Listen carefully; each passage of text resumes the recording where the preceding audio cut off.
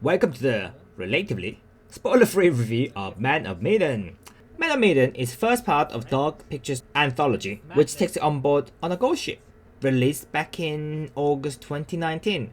So this game is similar to Until Dawn, where the player is taking control of different characters and their actions and decisions. Based on these actions and decisions, the outcome of the story changes, giving you multiple different endings. So in a way, this plays very much like an interactive movie. So if you want a horror game experience that is heavily based on storytelling and atmosphere, this is a game for it. Okay, there are few jump scares though, so do prepare for that. So story begins with US lovers, soldiers, on a ship. A ship that is loading some suspicious looking coffins. Now, not a massive spoiler, but you know these guys will die, right? It's because, how are you going to make a story about a ghost ship without, people dying?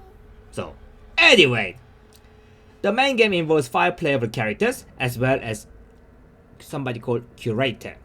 Hello.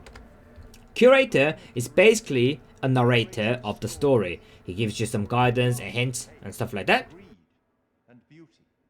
And we have Brad, Alex, Julia, and Iceman from X-Men. Conrad. Yes, X-Men reference. Oh, and Captain Fliss, of course. So these are your 5 playable characters.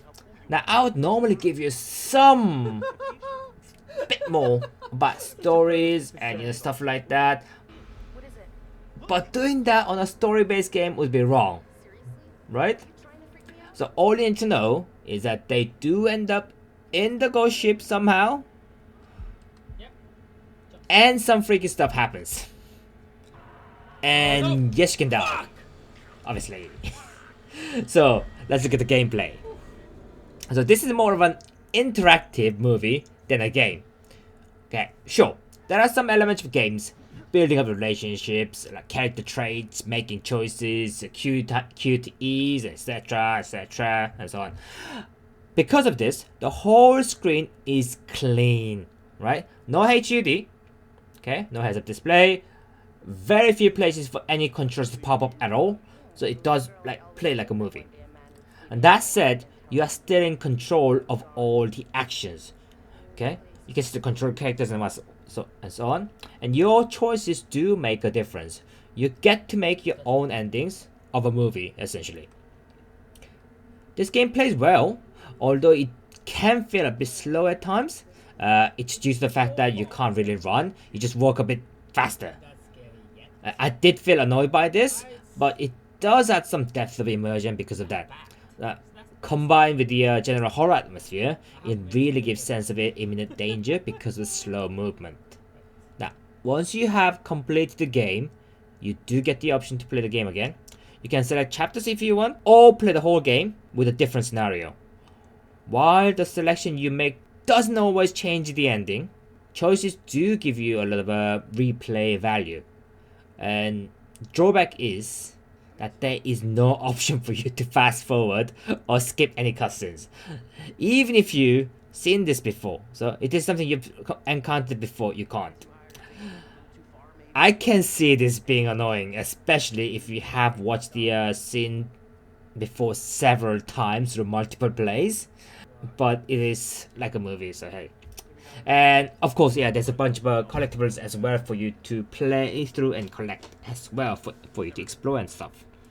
So what I didn't like, as mentioned before, the fact that I can't fast forward any scenes were annoying. On top of that, story is not exactly strong either. At the time of this video, I have played this multiple times off stream as well. So that's why I know this. Choice of 5 characters are nice and all, but not everyone can be relatable.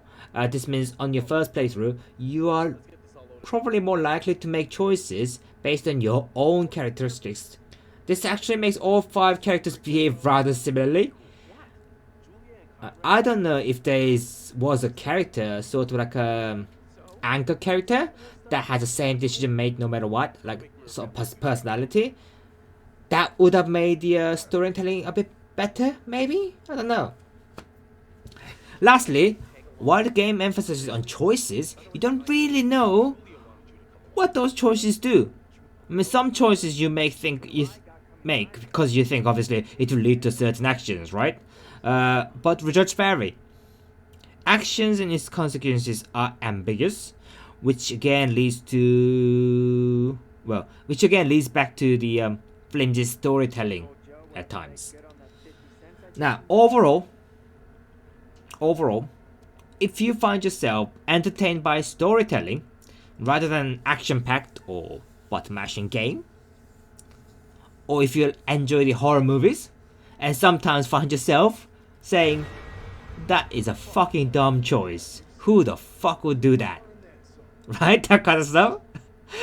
Yeah, Man of the Medan lets you play the game as the role of damsel in distress and see how you fare in the horror movies. Essentially, that's what it does. You're in the movie yourself.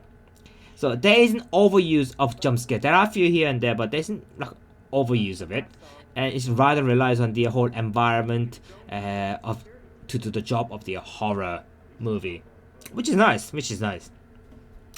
Try it as a substitute for a movie. So there is an option to play with your friends, and you could all take control of your own characters. So I could take 1-2 people, and somebody else can take stuff like that, and that's another way to enjoy the game. And because you got two or more people playing the different characters, your choices will be very different. You know, it's not gonna be something that you just play by yourself kind of thing. So there's that.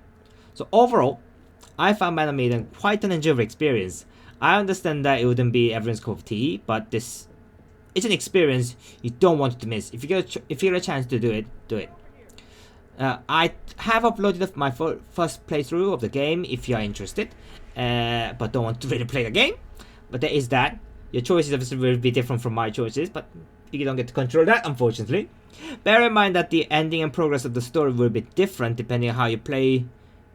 So this is why you want to play it yourself and see what choices will get you to where. Right, and that's it from me. Thanks for watching, and I'll see you next time. Bye bye.